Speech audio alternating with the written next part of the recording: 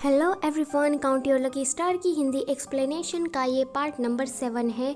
अगर आप लोगों ने इस सीरीज़ के पिछले वीडियोस नहीं देखे हैं तो आई सजेस्ट कि आप उन्हें पहले देख लें। So let's get started.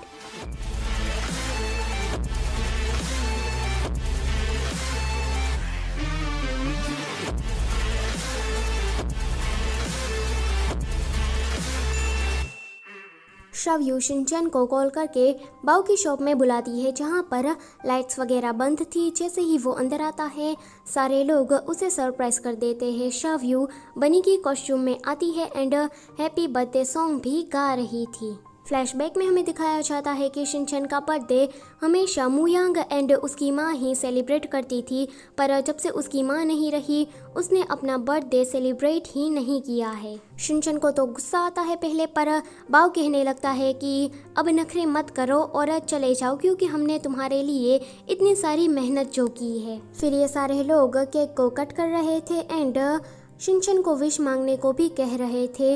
मुयांग अकेला ही अपने दोस्त का बर्थडे सेलिब्रेट कर रहा था। लुयांगजी घर पर था एंड उसके पेरेंट्स झगड़ रहे थे। उसे अच्छा नहीं लगता तो वो शवयू को कॉल करने लगता है, बट उसका कॉल नहीं लगता तो वो सोचने लगता है कि शायद वो बाओ की शॉप में होगी, तो वो भी वहाँ जाने लगता है। यहाँ पर शवयू कहती है कि मैं तुम्हारे बर्थडे पर विश मांगती हूँ कि तुम पहले की तरह डिज़ाइनर बन जाओ क्योंकि मैं नहीं चाहती कि तुम्हारा टैलेंट वेस्ट हो जाए। ये सुनकर पहले तो शिनचैन का मुंह उतर जाता है, बट वो शवयू को देखकर कहता है कि मैं तुम्हारे लिए ज़रूर डिज़ाइनर बनूंगा। फिर वो कहता है कि मेरा बर्थडे गिफ्ट कहाँ है।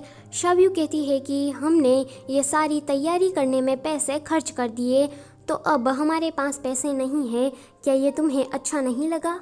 शिनचैन शवयू को अपने करीब बुलाता है। शवयू को तो लगता है कि शायद ये उसे किस करना चाहता है, बट शिनचैन तो उसका मुंह लेकर केक के अंदर ही डाल देता है। लुयांगजी बाहर होता है एंड ये नज़ारा देखता है।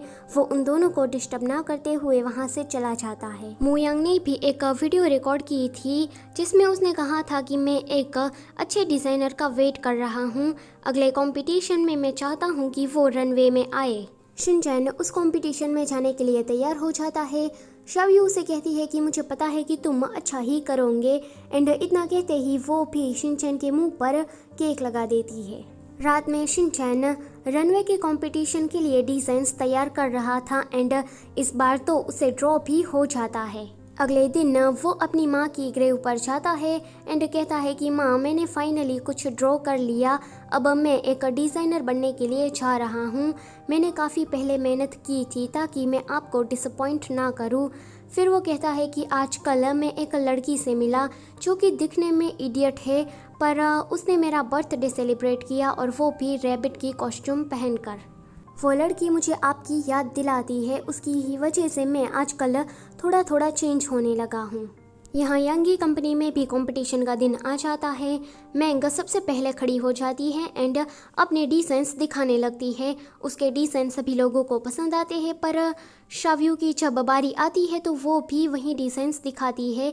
मैंग तो कहने लगती है कि इसने मेरी कॉपी की है, इसने मेरे डिज़ाइंस चुराए हैं। शवयू उससे पूछती है कि अच्छा ऐसी बात है तो पहले मुझे ये बताओ कि तुम्हारे डिज़ाइन का जो कॉन्सेप्ट है वो ये मांग की किस मूवी से तुमने लिया है।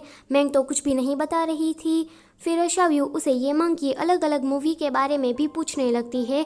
मैंग को तो कुछ भी नहीं पता था क्योंकि उसने डिज़ाइन जो चोरी किए थे, पर ये लड़की तो मान ही नहीं रही थी। वो कहती है कि पहले तो शवयू ने मेरे डिज़ाइन चुराए, अब सबके सामने मेरी इंसल्ट करना चाहती है।